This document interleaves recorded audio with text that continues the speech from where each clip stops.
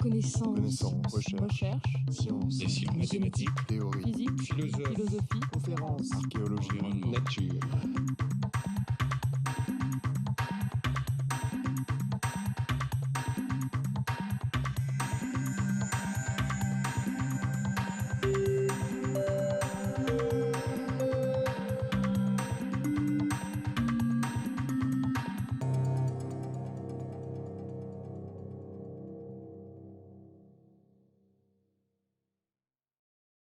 Bien, bonjour à tout le monde.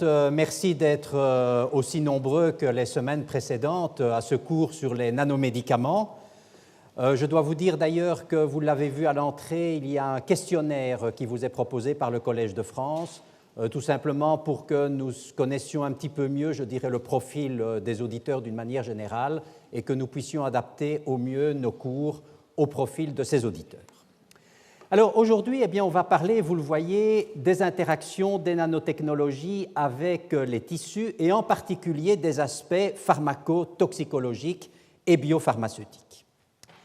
Alors tout d'abord, on va voir la distribution des nanovecteurs après, vous le voyez, administration intraveineuse et vous voyez que cette distribution va se caractériser essentiellement par une localisation au niveau principalement de ce que l'on appelle le système réticulo-endothélial, c'est-à-dire le foie et la rate. En réalité, comme je vous l'ai déjà dit à l'occasion de la leçon inaugurale, quand on administre des nanotechnologies, des nano-objets à un organisme vivant, on va présenter une surface spécifique qui est absolument considérable. Vous pouvez calculer qu'en faisant tout simplement un rapport de surface-volume, que si vous administrez je vais dire un demi-gramme de médicament sous forme de comprimé, vous allez présenter à l'organisme une surface, je dirais, de quelques millimètres carrés. Si ce même gramme, vous le divisionnez, comme vous le voyez ici, en nanoparticules ou en nano-objets pour la vectorisation des médicaments, en faisant un calcul de surface-volume, vous allez voir que vous allez développer des surfaces spécifiques qui sont absolument considérables. Et le résultat, c'est qu'après administration intraveineuse, vous voyez que toute une série d'opsonines et de protéines plasmatiques vont venir s'absorber à la surface de ces nanovecteurs. Cette absorption va pouvoir se faire, comme vous le voyez ici, soit par des interactions hydrophobes entre les protéines plasmatiques, que j'ai représentées ici en vert, qui vont s'absorber à la surface des vecteurs, soit par des interactions ioniques, c'est-à-dire, par exemple, si vous avez un nanovecteur qui est chargé négativement, vous allez avoir des protéines chargées positivement qui vont s'absorber. Donc, vous voyez qu'en fonction de la nature du nano-objet que vous allez injecter, comme vous le voyez ici en gel d'électrophorèse, vous allez avoir toute une série de protéines qui vont venir s'absorber et qui vont dépendre, bien entendu, de la nature physico-chimique du nanovecteur. Quoi qu'il en soit, vous le voyez, parmi les protéines qui vont s'absorber à la surface de ces nanoparticules, vous avez ce que l'on appelle les opsonines. Ce sont, vous le voyez, les fragments FC des immunoglobulines, c'est la fibronectine, ce sont les éléments du complément qui vont être activés, on va en parler très très longuement. Et finalement, c'est l'organisme qui va donner une signature moléculaire à la surface de ces nanotechnologies en désignant ces nanoparticules, en désignant ces liposomes, en désignant ces nanovecteurs, finalement, comme des particules exogènes, comme des particules du non-soi. Et ce qui va se passer très rapidement, c'est que vous savez qu'au niveau du foie, vous avez des macrophages que j'ai schématisés ici et qu'on appelle les cellules de Kupfer. Et vous voyez que ces macrophages ont en fait des récepteurs qui sont les récepteurs FCR1, FCR2 qui vont reconnaître les fragments FC des immunoglobulines, les récepteurs CR1 qui vont reconnaître et MAC4 des éléments du complément et des récepteurs qui vont reconnaître des récepteurs à fibronectine.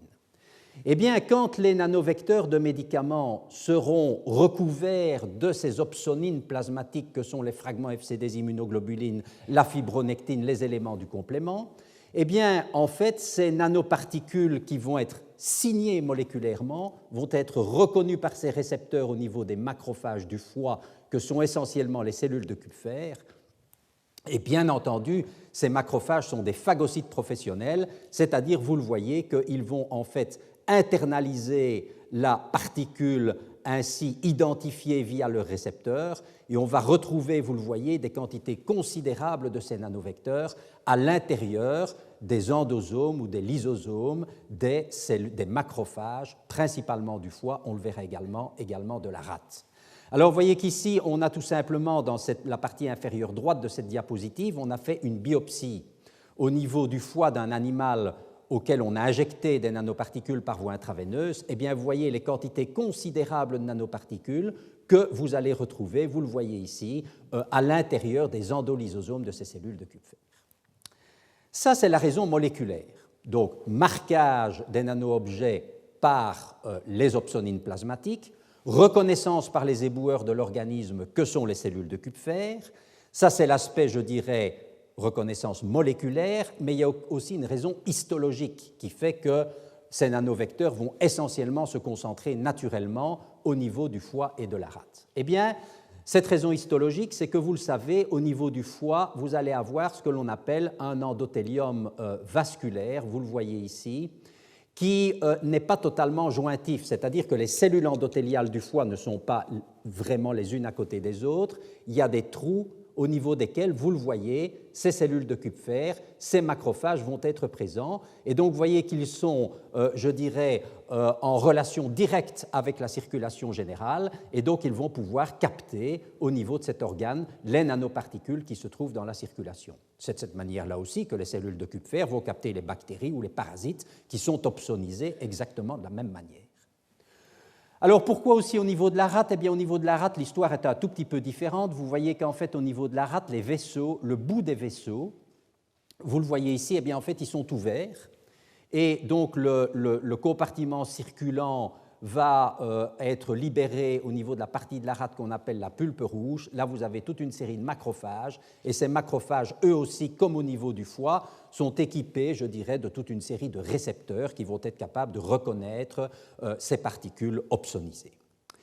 Et donc, tout cela pour vous dire, que faut-il retenir de cette histoire d'opsonisation, de reconnaissance par les macrophages du foie et de la rate?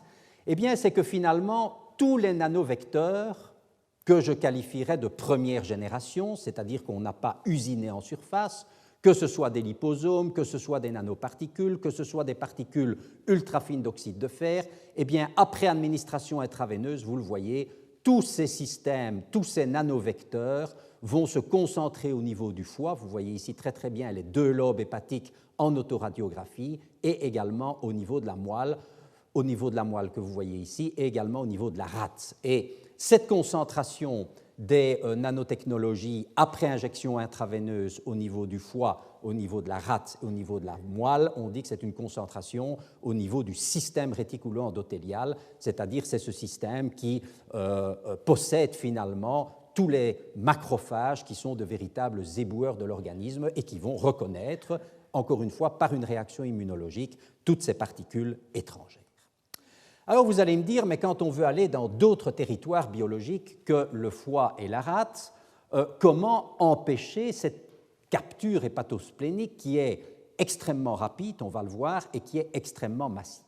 Eh bien pour cela, il faut développer des systèmes vecteurs que j'appelle de deuxième génération, qui vont être capables de faire non plus de l'opsonisation, mais de la disopsonisation, et aussi ce que l'on appelle de la répulsion stérique.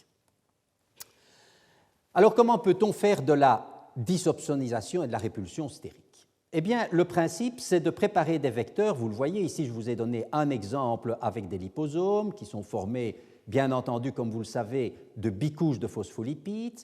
Et en fait, ce liposome, vous le voyez ici en bleu, va être recouvert d'une espèce de couronne qui sera formée essentiellement de polymères très hydrophiles et très flexibles.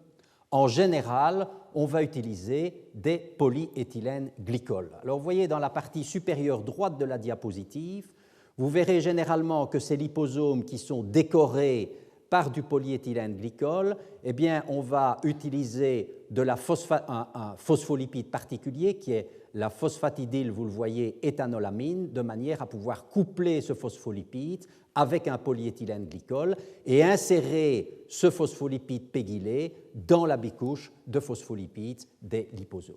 Et très normalement, très naturellement, la partie hydrophile je dirais, de ce lipide pégylé, c'est-à-dire le polyéthylène glycol, va être situé en surface, tandis que la partie lipidique va s'insérer dans la bicouche des liposomes. Et le résultat, c'est que vous aurez finalement une espèce de bouclier, si je puis m'exprimer ainsi, un bouclier moléculaire, bien entendu, qui va finalement empêcher les protéines plasmatiques que j'ai représentées ici en vert, et en particulier les opsonines, de venir s'absorber, par exemple par interaction hydrophobe, à la surface de ces liposomes. Et ça va complètement changer la pharmacocinétique et la biodistribution de ces vecteurs. Pourquoi? Eh bien, si vous injectez un liposome classique non pégylé, c'est-à-dire non recouvert de polyéthylène glycol. Vous voyez, c'est ici un liposome, par exemple, à base de dioléyl, phosphatidyl, éthanolamine et de KEMS. Eh bien, vous voyez qu'après injection intraveineuse, ce liposome va disparaître très vite de la circulation sanguine. On va dire qu'il aura une clairance plasmatique qui va être extrêmement rapide parce qu'en fait, il va être essentiellement reconnu par ce système réticulo-endothélial, par le foie. Si vous prenez le même liposome, vous voyez, toujours à base de DOP-KEMS, mais vous allez y ajouter ce fameux lipide pégylé, à savoir DSPE, polyéthylène glycol. Eh bien, vous voyez, vous pouvez faire différentes formulations, eh bien, vous voyez qu'à partir du moment où vous allez pégyler ce liposome, vous allez avoir des concentrations plasmatiques beaucoup plus élevées et vous allez avoir finalement des liposomes qui vont tourner beaucoup plus longtemps, qui vont être à rémanence vasculaire prolongée, c'est-à-dire qui vont tourner beaucoup plus longtemps dans la circulation générale. Et on va dire, eh bien, vous le voyez, que ces nanovecteurs sont en fait des nanovecteurs qui sont furtifs, parce que tout simplement, un peu comme, je dirais, les radars au sol ne reconnaissent pas les avions furtifs, eh bien, lorsque vous avez des liposomes qui sont pégylés, eh bien, les radars de l'organisme que sont les cellules de Kupfer reconnaissent mal ces vecteurs pégylés qui empêchent le phénomène de signature moléculaire et d'opsonisation, et par conséquent, ces vecteurs sont appelés furtifs, parce que n'étant pas captés par le foie, ils vont tourner beaucoup plus longtemps dans la circulation générale. Alors, vous l'avez compris, ces vecteurs de deuxième génération qui sont pégylés, on peut se poser la question de savoir quelle est la longueur des chaînes de polyéthylène glycol que l'on doit mettre, quelle est la longueur idéale, et quelle est la densité de ces chaînes pour être efficace en termes de disopsonisation. Alors, dans la partie supérieure de la diapositive, eh bien, vous voyez qu'on a schématisé un petit peu ce qui se passe avec des phospholipides qui vont avoir des polyéthylènes glycols de poids moléculaire variable. Si vous prenez des phospholipides, vous le voyez ici, qui sont couplés à un polyéthylène glycol de petits poids moléculaires, mais vous voyez bien qu'entre deux chaînes de polyéthylène glycol, vous avez la place pour que les protéines plasmatiques viennent s'y absorber. Donc, si vous avez des polyéthylènes glycols, des PEG, de poids moléculaire trop faibles, vous ne serez pas efficace en termes de disopsonisation et en termes d'obtention de nanovecteurs à un temps de demi-vie plasmatique prolongé. Si vous augmentez la taille des polyéthylènes glycols, il faut vous imaginer que ces polyéthylènes glycols, ce sont des molécules qui sont dynamiques et flexibles, c'est-à-dire que, en fait, les chaînes vont bouger. Et donc là, vous allez réellement avoir une protection stérique vis-à-vis de l'absorption des protéines plasmatiques. Alors vous allez me dire, mais on pourrait encore augmenter la longueur de ces polyéthylènes glycols.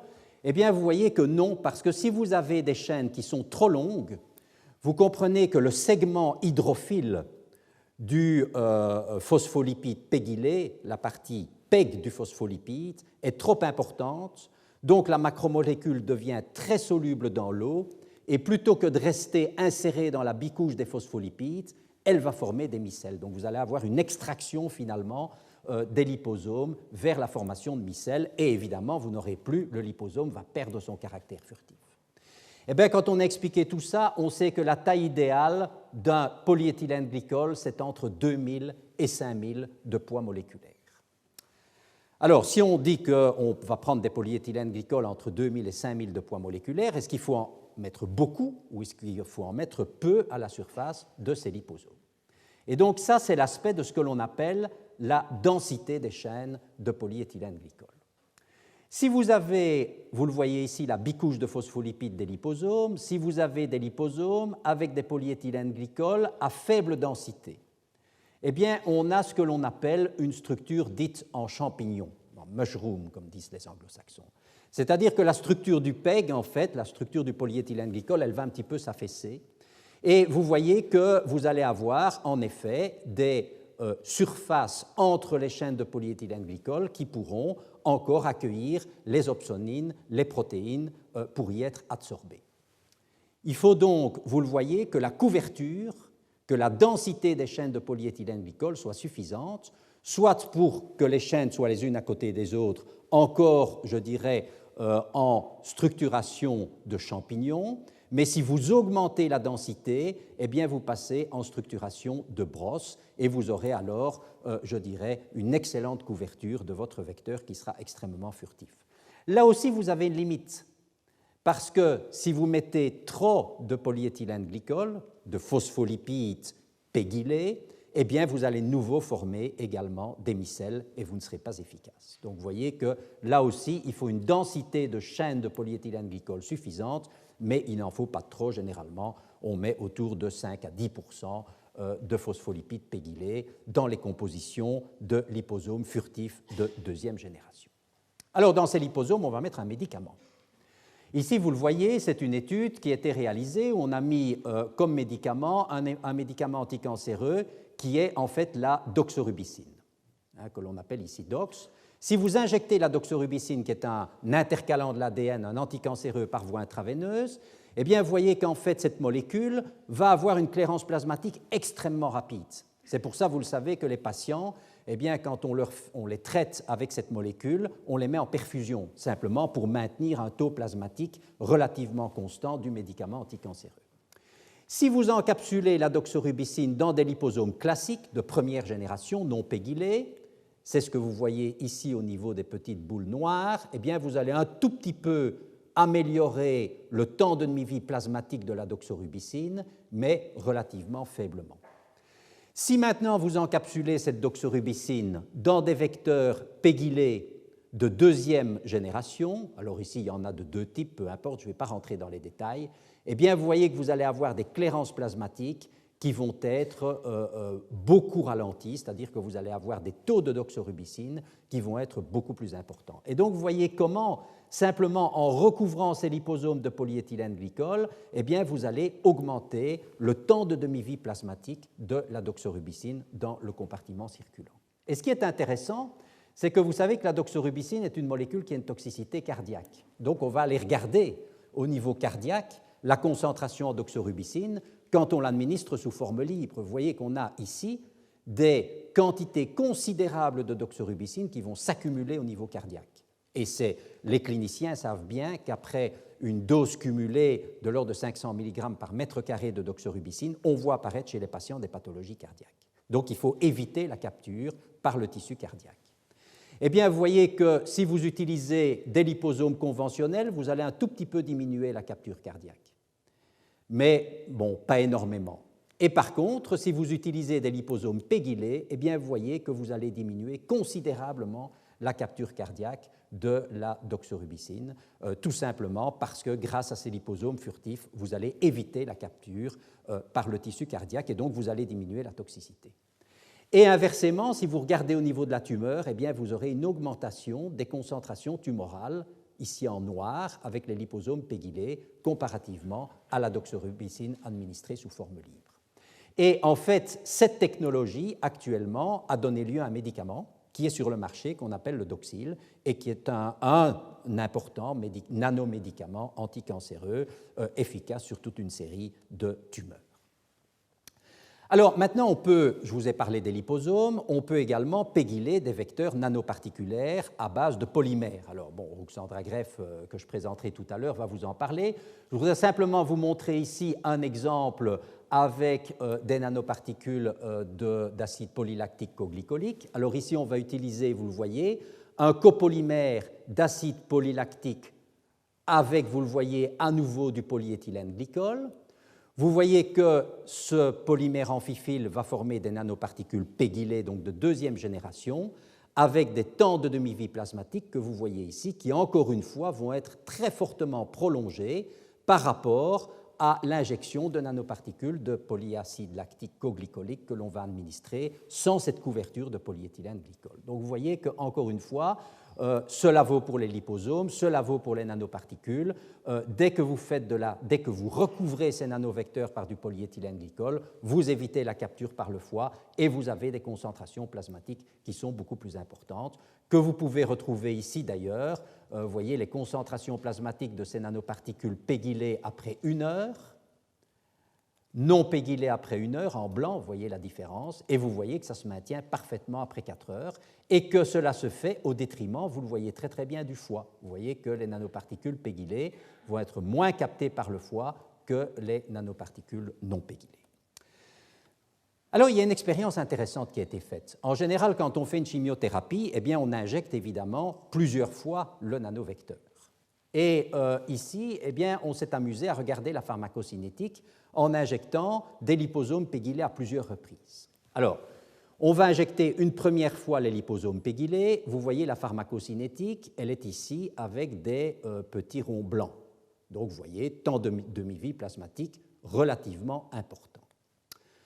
Ensuite, on va réinjecter les mêmes liposomes et on va les réinjecter après 3 heures, après 5 heures et après 7 heures. Ce sont les 3 pharmacocinétiques que vous voyez ici. Et vous voyez en réalité qu'on va perdre la furtivité du vecteur. Vous voyez que ces liposomes pégylés, quand ils sont injectés une deuxième fois, eh bien, ils vont être reconnus par le foie.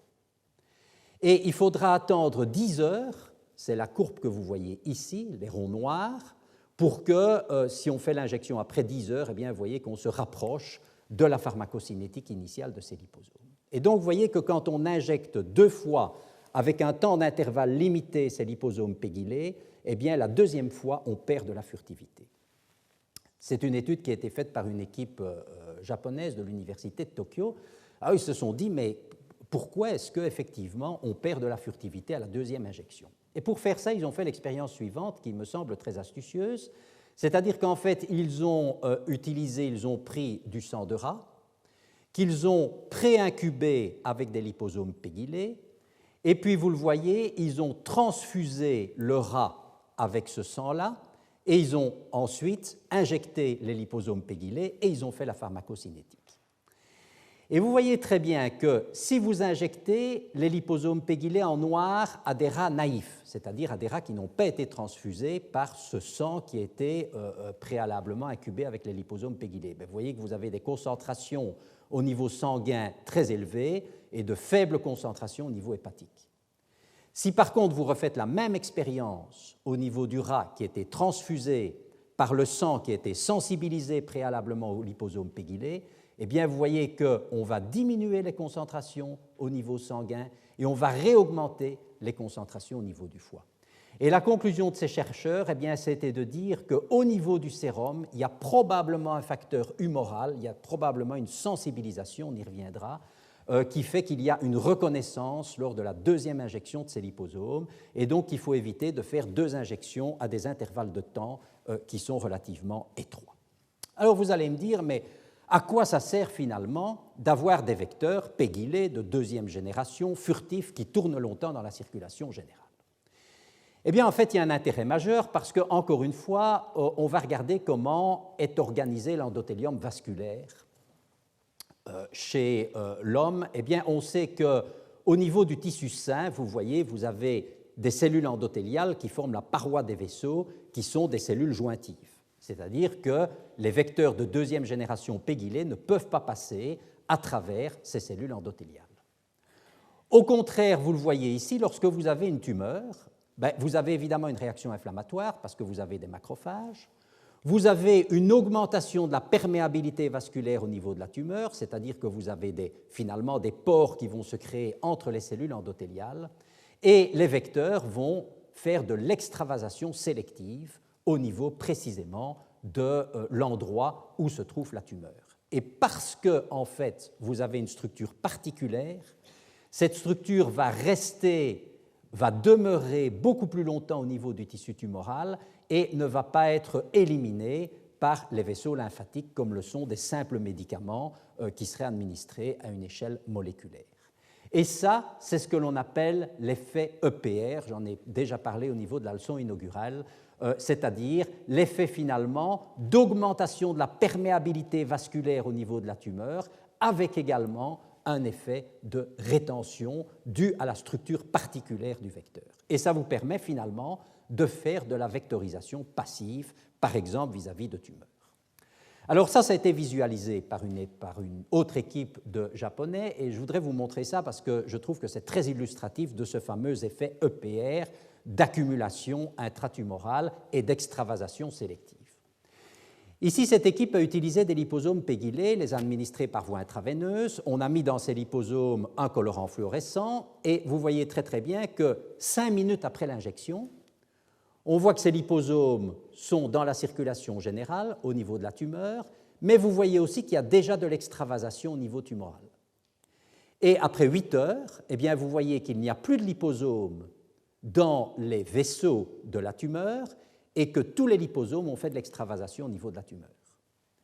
Si maintenant en dessous vous prenez des liposomes de première génération, c'est-à-dire non pégylés, eh bien, ces liposomes, vous le voyez, après quelques minutes, on va encore en retrouver au niveau de la circulation générale, au niveau de la tumeur, mais en moins grande quantité. Et après un quart d'heure, on ne voit pratiquement plus rien parce que c'est le foie qui a tout capté. Donc, vous voyez en quoi, encore une fois, en termes de biodistribution, la pégylation va tout changer. Alors maintenant, on peut voir également ce qui se passe au niveau du tissu tumoral et au niveau du tissu normal. Donc ici, on a utilisé uniquement des liposomes pégylés. On les a administrés par voie intraveineuse et on a regardé la distribution de la fluorescence dans le tissu normal et la distribution de la fluorescence au niveau de la tumeur. Et vous voyez qu'au niveau du tissu normal, eh bien, vous n'avez pas d'extravasation parce que, comme je vous l'expliquais, l'endothélium vasculaire au niveau du tissu normal, il est jointif, il ne laisse pas passer ces particules furtives, ces liposomes furtifs. Par contre, vous le voyez, au niveau tumoral, il y a de l'extravasation tout à fait sélective. Et encore une fois, c'est ce que l'on appelle la vectorisation passive, c'est-à-dire que les liposomes ont quitté l'espace vasculaire pour diffuser à l'intérieur du tissu tumoral, du tissu cancéreux. Alors, ça, c'est un exemple avec les liposomes. Alors, de notre côté, là, je vais quand même vous citer quelques travaux qui ont été faits au niveau du laboratoire. On a développé également des vecteurs furtifs à base d'un polymère biodégradable qui est un polyalkyl cyanoacrylate. Et vous le voyez, on a synthétisé des polymères amphiphiles qui sont finalement des copolymères d'hexadécyl cyanoacrylate, qui sont ici en bleu, c'est la partie hydrophobe du polymère, copolyéthylène glycol, que vous voyez ici en rouge, c'est la partie hydrophile du polymère. Et quand on met ce polymère dans l'eau, j'en ai déjà dit un mot aussi au niveau de la leçon inaugurale, eh bien on va former des nanotechnologies très naturellement parce que ces polymères amphiphiles vont s'auto-organiser, vont s'auto-associer spontanément. Et à cette époque-là, on a voulu visualiser ce fameux phénomène d'opsonisation. Alors je vous préviens, il faut de bons yeux, mais vous pouvez me faire confiance, ceux qui sont dans le fond de la salle pourront peut-être pas voir, mais ce qu'on a fait, c'est qu'on a incubé ces nanoparticules de cyanoacrylate pégylé avec du sang humain, du sérum humain plus exactement, et ensuite on a fait une cryofracture des particules, on a enlevé bien entendu le sérum, on a lavé la suspension et on a regardé ces nanoparticules en microscopie électronique à transmission après cryofracture. Et qu'est-ce qu'on voit? Eh bien, si vous prenez des particules de première génération qui ne sont pas pégylées, eh bien, si vous avez de bons yeux, vous voyez qu'en surface, la surface de ces nanoparticules est extrêmement granuleuse. Et ça, ce sont les protéines plasmatiques, en particulier, par exemple, le fibrinogène, la fibronectine, qui vont s'absorber en surface des particules. C'est le phénomène d'opsonisation dont je vous parlais tout à l'heure. Si maintenant vous pégylez ces nanoparticules, vous les recouvrez de polyéthylène glycol en utilisant ce polymère amphiphylle, eh bien vous pouvez regarder la surface de ces particules, c'est ce que vous voyez ici en B, eh bien vous voyez que cette surface est totalement lisse. Et pour la première fois, on a pu ainsi visualiser qu'effectivement, le recouvrement de ces particules polymères par du polyéthylène glycol permettait effectivement de faire de la disopsonisation, c'est-à-dire d'empêcher les protéines plasmatiques de s'y absorber. Alors, on peut faire aussi, c'est ce que vous voyez ici, de l'électrophorèse bidimensionnelle, c'est-à-dire identifier finalement les différentes protéines qui vont s'absorber sur ces particules quand on les incube avec du sérum. Alors, vous voyez sur la partie gauche de la diapositive les nanoparticules de première génération qui vont dans le foie, qui sont non pégylées. Alors, vous voyez les quantités considérables de protéines plasmatiques qui vont s'absorber à leur surface. En particulier, vous le voyez ici, si je me rappelle bien, en 2, c'est l'albumine, les fragments FC des immunoglobulines, enfin les immunoglobulines d'une manière générale.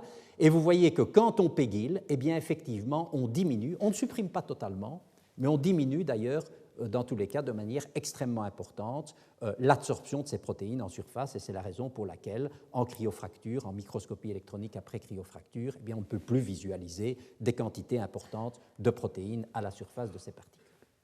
Alors, ceci permet évidemment de faire effectivement de l'extravasation sélective au niveau de tumeurs, et par exemple de tumeurs cérébrales. Alors ça, c'est un exemple, 2 exemples que j'ai donnés au niveau de la leçon inaugurale, mais pour ceux qui n'y étaient pas, je vais vous les remontrer pour vous illustrer que l'effet EPR et de vectorisation passive peut se faire au niveau de pathologie cérébrale. Alors ici, donc, on a un gliome. On a injecté des nanoparticules de cyanoacrylate pégylées marquées au carbone 14 et on a mesuré, vous le voyez en jaune, après 1 heure, en gris après 2 heures, après 4 heures et après 12 heures, si je me rappelle bien. On a mesuré la concentration de radioactivité au sein de la tumeur cérébrale, donc 2 nanoparticules au sein de la tumeur cérébrale. Et vous voyez très très bien ici l'effet EPR d'accumulation de ces nanoparticules au niveau cérébral. Si vous regardez l'hémisphère contralatéral, eh bien vous voyez très clairement, c'est-à-dire la partie saine du cerveau, eh bien vous voyez très clairement que les particules n'ont pas d'accès à la partie saine du cerveau et donc qu'il y a eu effectivement un ciblage passif par cet effet, je dirais, EPR, par cet effet de perméabilité accrue au niveau de la masse tumorale.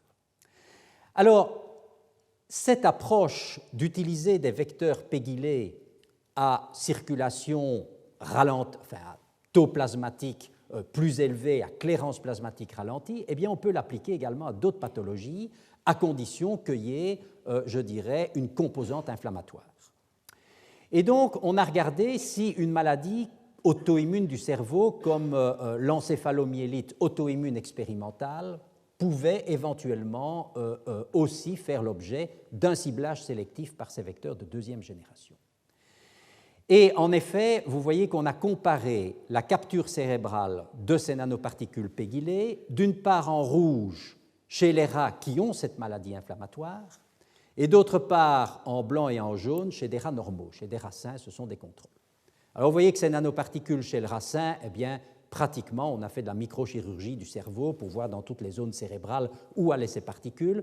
Eh bien, vous voyez que lorsqu'elles sont administrées à des rats sains, eh bien, les particules, naturellement, n'ont pas tendance à transloquer à travers la barrière hémato-encéphalique quand elles ne sont pas pégylées. Par contre, quand on les pégyle et qu'on les administre à des animaux qui sont porteurs de cette maladie auto-immune cérébrale avec un fort processus inflammatoire, eh bien, vous voyez en rouge qu'on a une translocation importante de ces nanoparticules, en particulier au niveau de la moelle épinière, qui est précisément le tissu qui se caractérise par une forte réaction inflammatoire, mais également, vous le voyez, au niveau du colliculi, au niveau du cervelet. Et vous le voyez dans la partie droite de la diapositive, en microscopie confocale, on a essayé de comprendre le mécanisme de pénétration intracérébrale. Et on a marqué, vous le voyez, les nanoparticules à la fluorescéine, tandis qu'on a marqué les structures cérébrales en rouge à l'aide d'anticorps monoclonaux marqués à la rhodamine qui sont spécifiques des cellules cérébrales. Et donc, ça permet de voir, si vous voulez, les particules sur le fond de la structure cérébrale.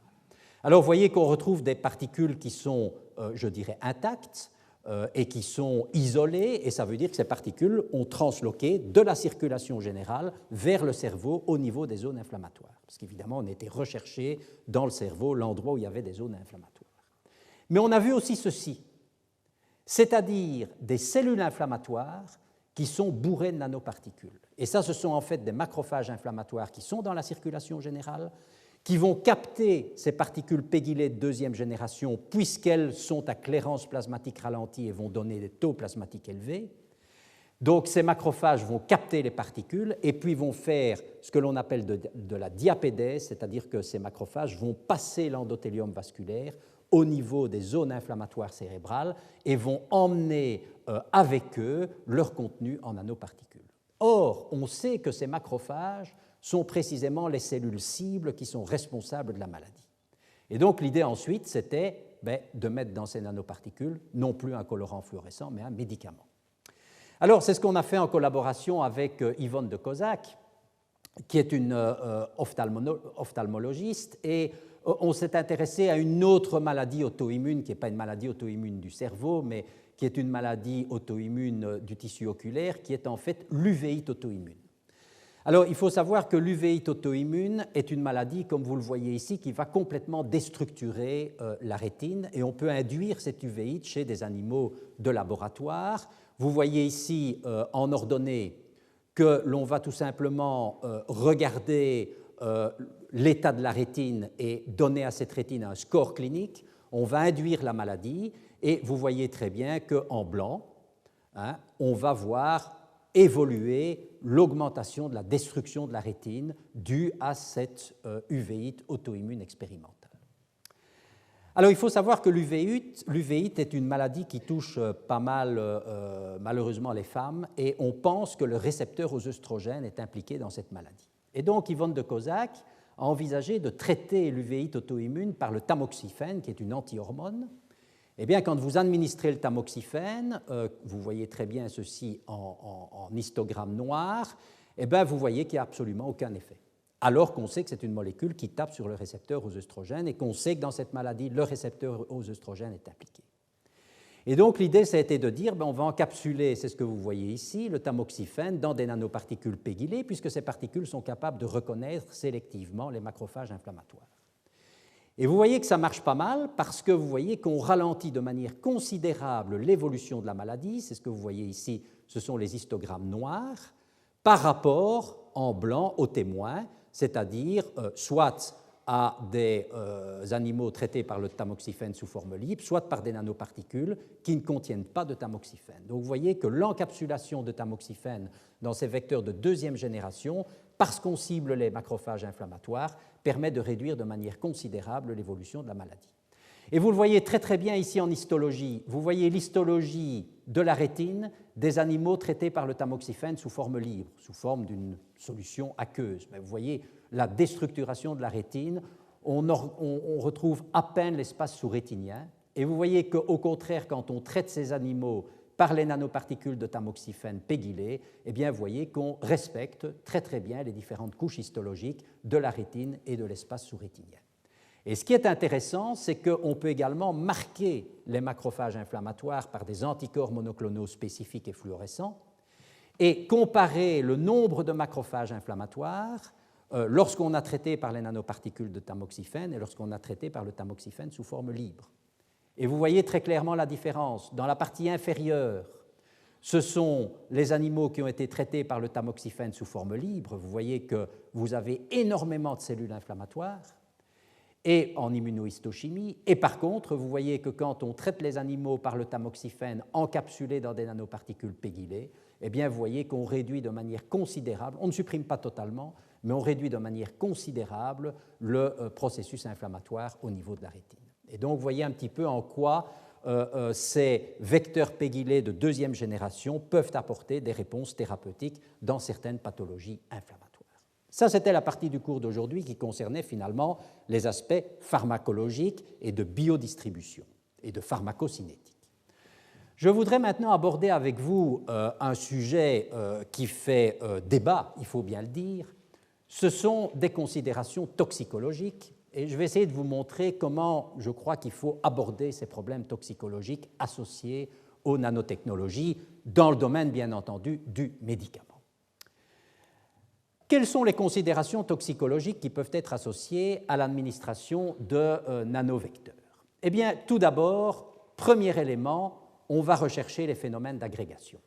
En effet, vous savez que quand vous avez des systèmes nanoparticulaires, des nanovecteurs, vous avez une taille de l'ordre de quelques centaines de nanomètres. Un globule rouge fait à peu près 7 microns, Donc vous injectez des particules qui ont une taille à peu près 70 fois plus petite qu'un globule rouge. Il n'y a aucun risque d'embolie ou de thrombose. Mais dans certains cas, certaines particules, parce qu'elles vont interagir avec les protéines plasmatiques, peuvent s'agréger entre elles, s'agréger avec des protéines et former des thrombus. Et donc la première chose évidente à vérifier, c'est que quand vous incubez vos nanoparticules ou vos liposomes avec du sang ou du sérum, vous ne voyez pas apparaître des phénomènes d'agrégation qui sont susceptibles ultérieurement de provoquer des phénomènes thromboemboliques. Je n'insiste pas sur ce point-là, il est évident.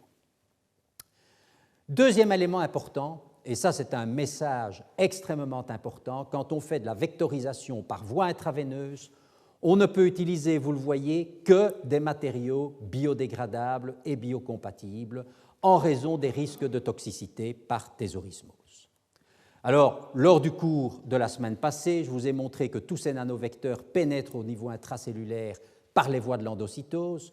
Donc, vous avez toute une série de matériels vecteurs, que ce soit des lipides, que ce soit des polymères, qui vont s'accumuler dans ces vésicules d'endocytose. Vous comprenez bien que si vous n'avez pas recours à des matériaux qui sont biodégradables, très vite, quand vous allez répéter les administrations aux patients, vous allez induire une toxicité par thésaurismose intracellulaire. Et donc, il faut absolument vérifier que les matériaux que vous utilisez sont effectivement excrétés par l'animal après administration. Alors, ces matériaux, ça peuvent être de nature extrêmement différente. Ça peut être, je vous l'ai dit, des phospholipides ou d'autres lipides naturels. Ça peut être des polymères synthétiques biodégradables, comme les acides polylactiques, on en a parlé, comme les polyalkylcyanoacrylates, on en a parlé. Ça peut être bien sûr des polymères naturels comme de l'albumine, éventuellement des polyaminoacides, etc., etc. Comment vérifier que ces matériaux sous forme de nanotechnologie injectés aux animaux de laboratoire vont être effectivement excrétés? Eh bien, vous pouvez d'abord faire des autoradiographies, c'est-à-dire que vous allez marquer ces nano-objets, vous allez les injecter, vous allez voir comment ils se distribuent.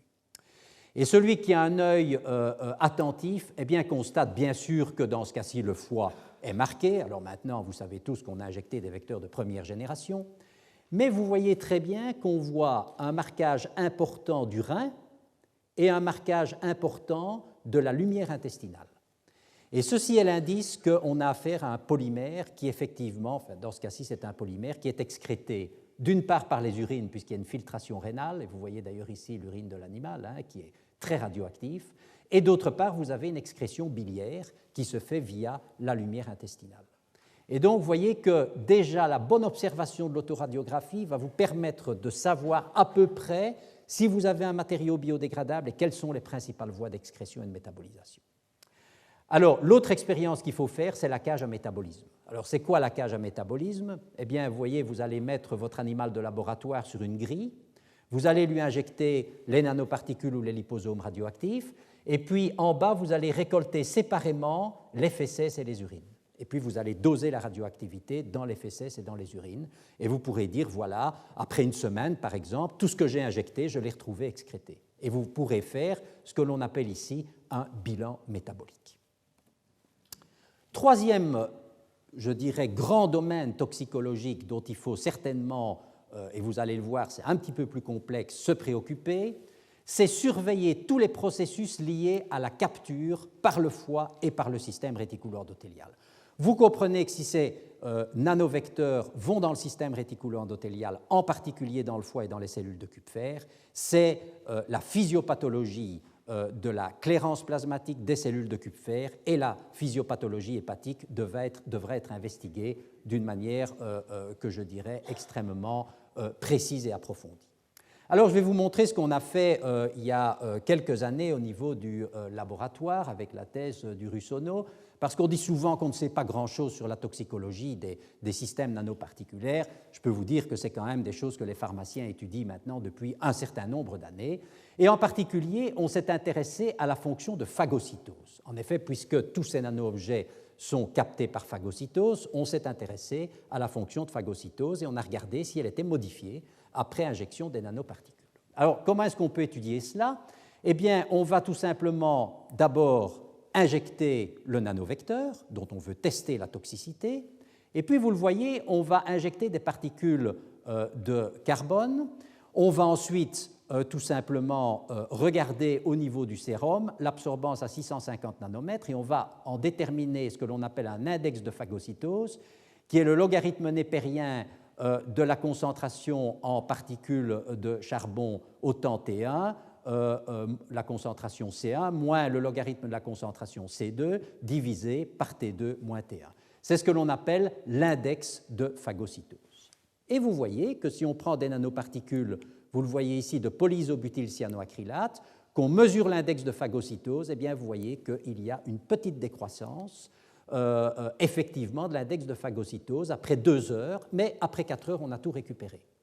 Donc on a quand même une modification, mais qui est réversible. En toxicologie, la réversibilité de l'action, la réversibilité de l'effet toxicologique est évidemment extrêmement importante.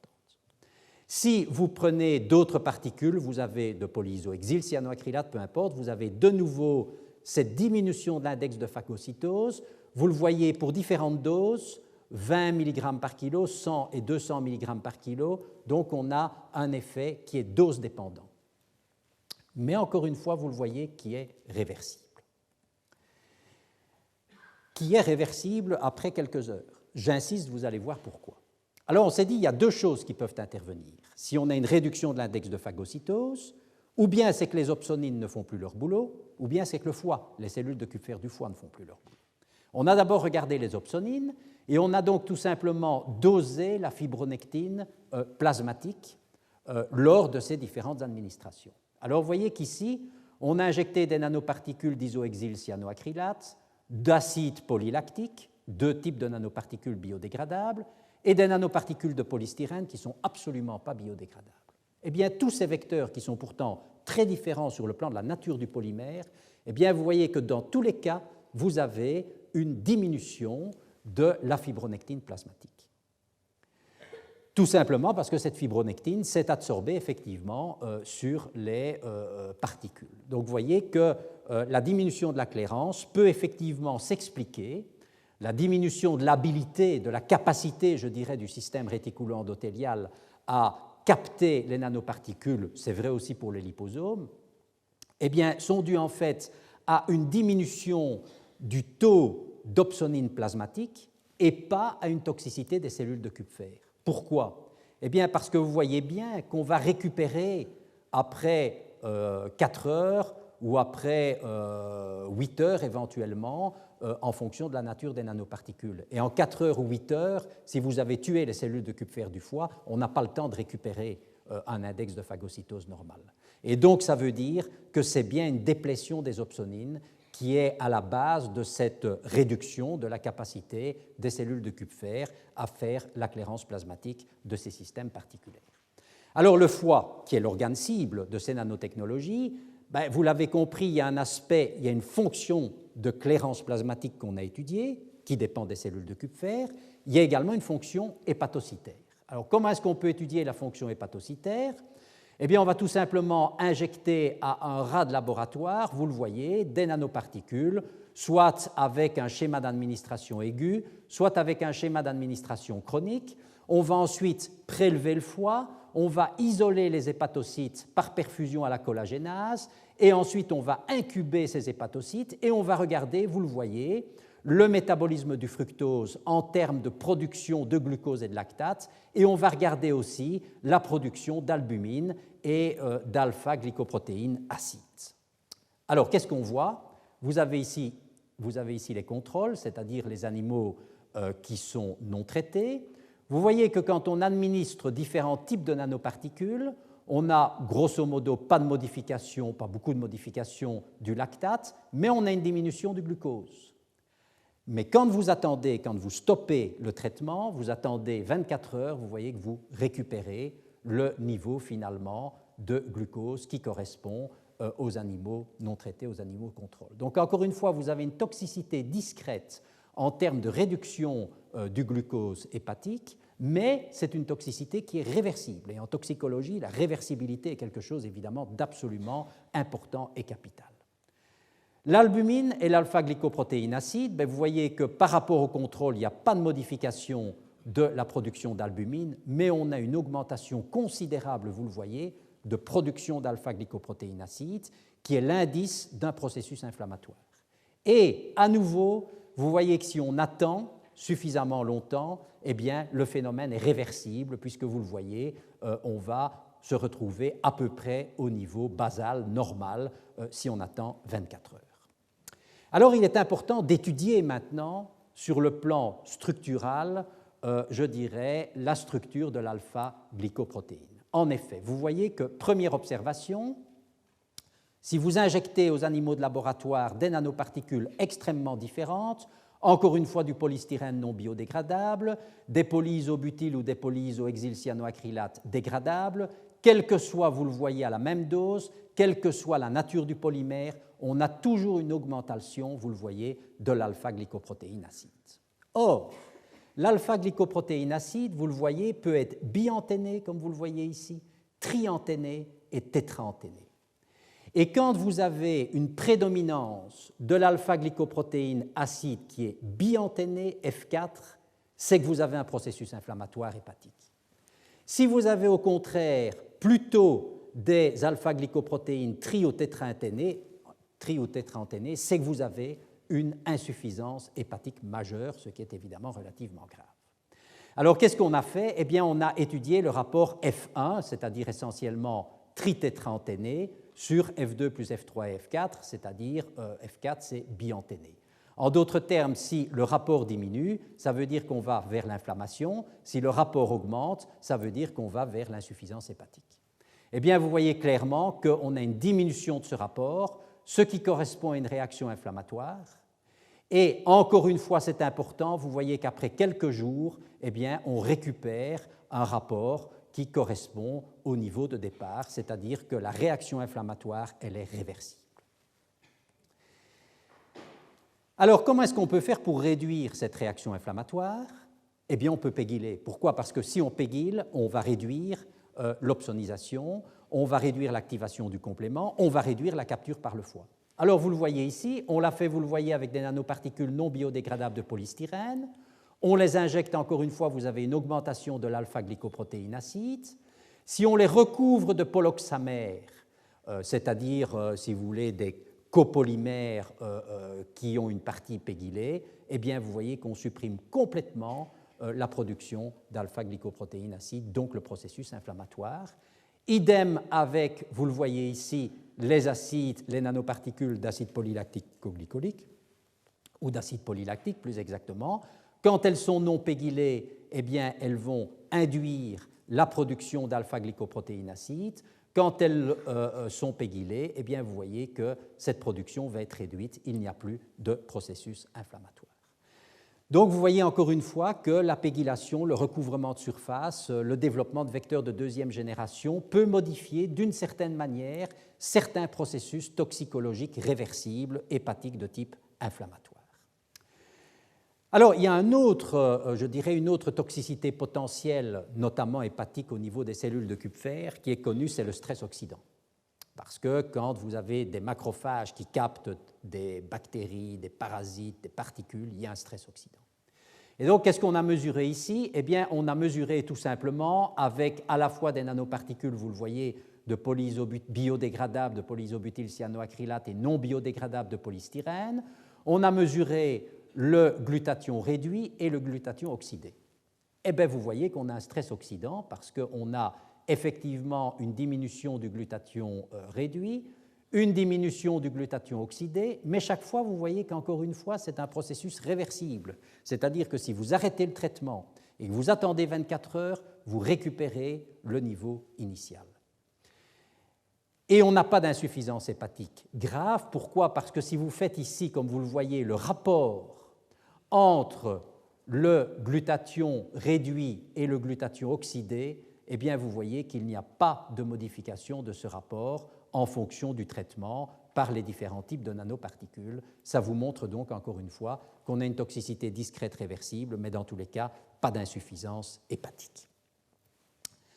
Alors, on peut étudier aussi un autre élément qui est important, c'est, je dirais, l'oxydation des lipides, parce qu'au niveau hépatique, c'est une toxicité qui doit être envisagée. Et pour ça, vous allez doser essentiellement, vous le voyez, le glutathion peroxydase, et vous voyez qu'en fait, les nanoparticules, quelles qu'elles soient, hein, que ce soit des polyisobutyl, isohexyl, cyanoacrylate ou polystyrène, ne modifient pas, n'induisent pas une modification du glutathion peroxydase. Alors, quelle est la conclusion de tout cela? Eh bien, c'est qu'on n'a pas d'insuffisance hépatique, qu'on a une absence de damage hépatocytaire qui soit irréversible, on n'a pas de peroxydation des lipides et on a clairement un processus inflammatoire, mais un processus inflammatoire qui est réversible.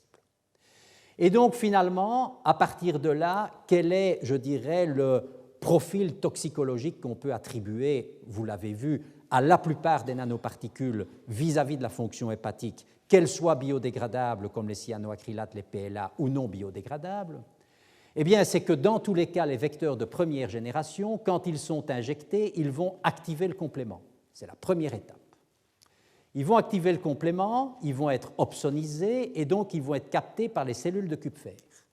Les cellules de Kupfer vont être activées et, vous le voyez, elles vont libérer des cytokines, des enzymes, différents métabolites de l'oxygène qui vont aller taper sur les hépatocytes.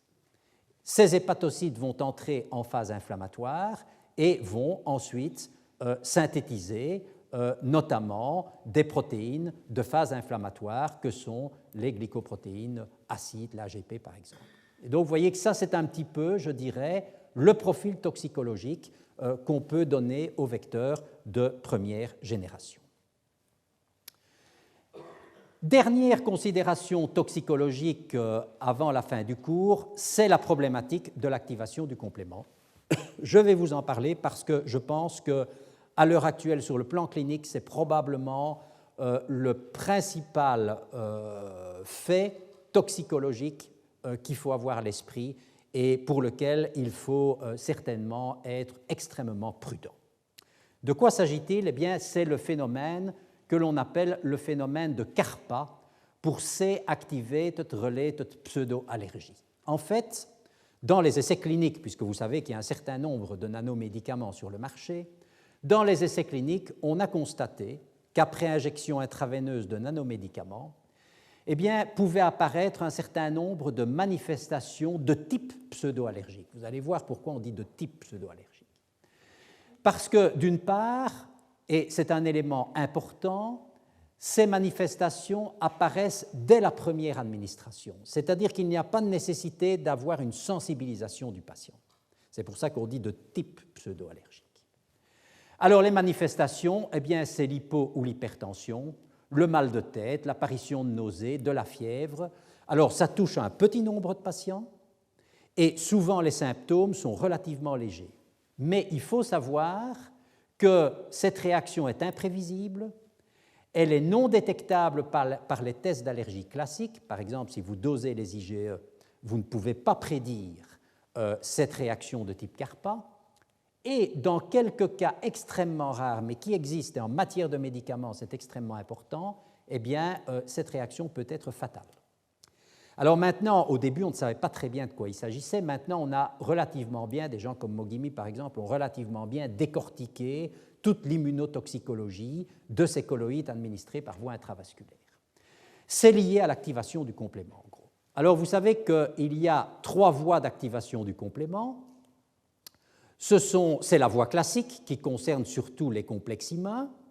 C'est la voie des lectines qui correspond surtout aux résidus carbohydrates, et puis c'est l'activation par, vous le voyez, cette voie-ci, qui est la voie alterne d'activation du complément, et vous le voyez, je ne vais pas rentrer dans le détail de toute cette réaction, mais il faut savoir que l'activation du complément va produire, d'une part, la protéine C3A, et d'autre part, la protéine C5A, que vous voyez ici avec des flèches rouges. Et ces protéines, comme vous le voyez, vont en fait induire la production de cytokines pro-inflammatoires. Et parmi ces cytokines pro-inflammatoires, vous avez des cytokines qui vont taper notamment sur l'endothélium vasculaire au niveau pulmonaire. Et c'est pour ça que quand il y a une réaction fatale, eh bien, en général, on voit des insuffisances pulmonaires. On on voit que c'est souvent au niveau pulmonaire, il y a une détresse pulmonaire et qui est très difficile à récupérer.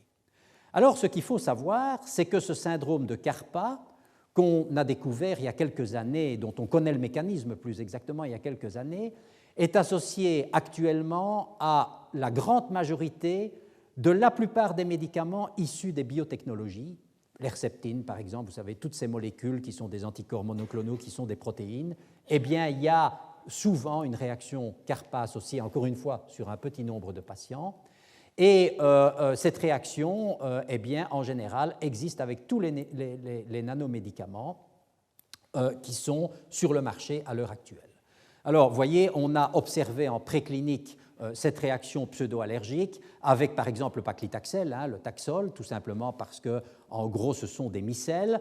Vous le savez, c'est une molécule anticancéreuse majeure, c'est ce qu'on appelle un blockbuster, donc quand même, il faut le dire, qui guérit quand même un certain nombre de patients cancéreux, mais malheureusement, eh bien, on sait qu'il faut faire attention, il y a des risques de réactions pseudo-allergiques. C'est le cas aussi du Sandima, la cyclosporine, qu'on utilise, qui est utilisée maintenant depuis une vingtaine d'années, qui est aussi une structure micellaire quand on veut éviter les rejets de greffe. C'est le cas des liposomes, d'ambisomes, d'amphotericine B, ou le doxil dont je vous ai parlé. Vous avez vu que le doxil, ce sont des vecteurs pégylés de deuxième génération. Eh bien, le doxil donne des réactions de type pseudo-allergique, de type Karpa.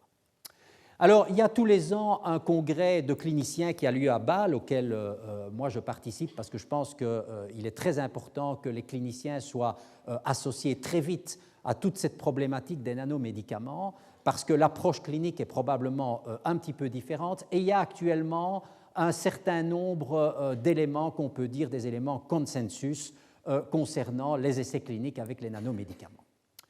Première chose, eh bien, il faut quand même interroger le patient pour voir ses antécédents allergiques, parce que même si ce n'est pas systématique, il y a quand même une relation finalement entre les antécédents allergiques du patient d'une part, et puis d'autre part, la survenue de phénomènes de type Karpa, souvent d'ailleurs bénins.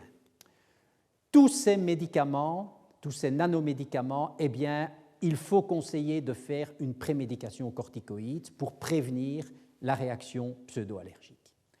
On sait que la réaction de type Karpa disparaît totalement quand on fait de l'injection lente ou mieux de la perfusion. Alors, pratiquement tous les nanomédicaments donnés en perfusion ne donnent pas de réaction de type Karpa. Probablement qu'il faut réaliser, comme vous le voyez ici, le test d'activation du complément sur le sérum du patient, ce qui n'est pas toujours facile pour pouvoir détecter un risque potentiel. Et il y a actuellement la nécessité de développer des tests prédictifs, et actuellement, on n'a probablement pas suffisamment de tests prédictifs pour pouvoir finalement trier les patients, savoir connaître ceux qui présentent des risques et ceux qui ne présentent pas de risques. Alors ça, actuellement, ce sont certainement, je dirais, des éléments qui font consensus. Il est extrêmement important, et c'est probablement une limitation que nous avons, il est extrêmement important que les cliniciens qui ne sont pas des spécialistes des nanomédicaments soient formés à ce type de nanomédication, si je puis m'exprimer ainsi, ce qui n'est pas toujours le cas. Parce qu'il est évident que le clinicien classique, il ne sait pas, par exemple, qu'avec des nanomédicaments, il faut faire une injection lente, qu'il faut une prémédication. Il y a certainement une éducation qu'il faut faire au niveau des cliniciens. J'en arrive à la conclusion et je vais centrer ma conclusion sur l'aspect essentiellement toxicologique. Il faut savoir, parce que vous savez qu'il y a des débats actuellement sur la toxicité des nanotechnologies en général, et donc moi je vais me limiter dans ma conclusion aux nanotechnologies utilisées par le médicament, je dirais que l'utilisation des nanotechnologies pour le médicament, et ceci est important, répond exactement aux mêmes critères que les critères qui préside, vous le voyez, à la mise sur le marché de nouveaux médicaments. Et ce qui est important dans le dossier de mise sur le marché du médicament, c'est évidemment le rapport bénéfice-risque. Quand vous prenez un nanomédicament, quand un patient cancéreux prend un nanomédicament, il est évident qu'il le fait en toute connaissance de cause, il n'est pas obligé de le prendre, il sait qu'il y a des nanotechnologies, je dirais, dans la formulation, et le médecin évalue avec lui le rapport bénéfice-risque. Et vous savez que si le bénéfice pour le patient n'est pas très supérieur au risque, eh bien, le médicament n'aura jamais l'autorisation de mise sur le marché. Donc, vous voyez que tous ces nanomédicaments sont soumis exactement aux mêmes essais toxicologiques que les autres médicaments qui sont mis sur le marché, mais en plus, et vous l'avez compris au niveau de cette leçon, eh bien, il est extrêmement important de réaliser des investigations toxicologiques qui sont spécifiques au système nanoparticulaire, au système particulaire, c'est-à-dire l'étude de la clairance, c'est-à-dire l'étude de l'activation du complément, c'est-à-dire l'étude, bien entendu, détaillée de la fonction hépatique, c'est-à-dire aussi l'étude de l'agrégation en milieu sérique pour éviter des phénomènes thromboemboliques, et également, et c'est le dernier point, la nécessité d'utiliser uniquement des matériaux qui soient biodégradables et de pouvoir faire ce que l'on appelle un bilan métabolique. Je vous remercie pour votre attention.